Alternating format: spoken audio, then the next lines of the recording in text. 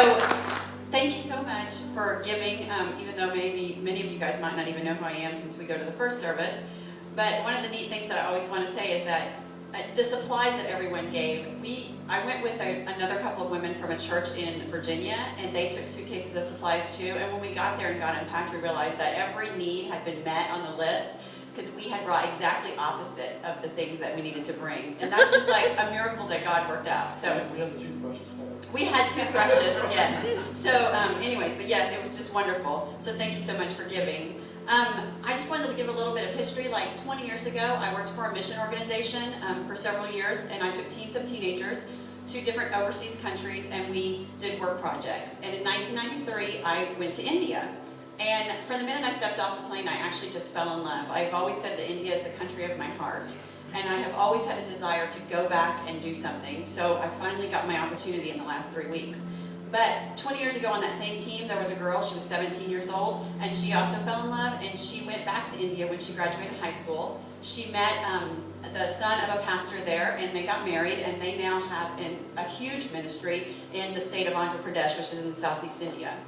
And as under that ministry, they do many different things: pastor training, worship training. They have 400 homes with 1,000 orphans in it. But they also have what she started herself in 2007, Sarah's Covenant Homes, and it's an orphanage for special needs children. And she has 117 special needs children in that home. These are all kids that have been abandoned at like a bus station or a train station. They're just basically left on the side of the road, picked up by officials in the Indian government, and then placed into her home. And then she then raises money, gets medical needs, surgical needs, that kind of thing done. So that's where I went. What we did was we took 2 young girls. Some of you guys might know Katie. She was here. She worked with the youth group quite a bit. She's going over to work for 6 months, and another little girl named Ashley who is going to be doing some sign language training.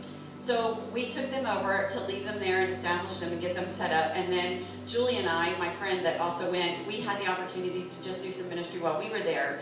And it wasn't quite as grandiose as like you would like think. Basically, we did office work, but we were able to establish an office because Sarah had not had one. There was years of backlogged paperwork that had to be done. We fully produced 5 adoption files for 5 children who it would have taken months for that to happen through the Indian bureaucracy to go through online and fill out everything, and we were able to do 5 children in 1 week. So it was just a really neat experience. And there's many needs that they have, and if you have prayer time, if you just want to pray, right now what she has is she has 1 ayah or nurse for every 3 children in the home, and she really needs it to be 1 to 2, and they need to be Christian Indian women, not Hindu, or if possible.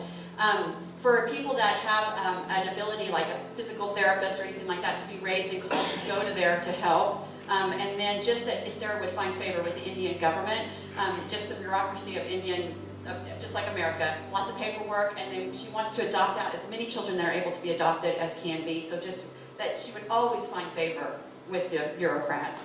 And just why India, I know some people may have heard of the 1040 window. It's always been a buzzword. That's the most unreached people groups. India is right smack in the middle of it. There are 1.1 billion people that live there, and they're only 4% Christian.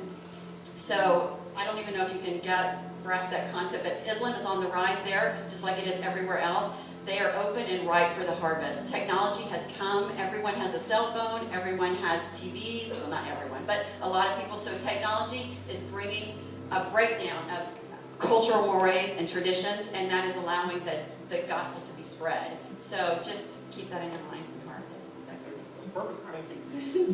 Hey, we're going to just want to pray for Sarah's Covenant Home this morning, for the church in India, and also for the church in North Charleston, Baha'i, which you'll be getting to today. So bow your heads and pray with me.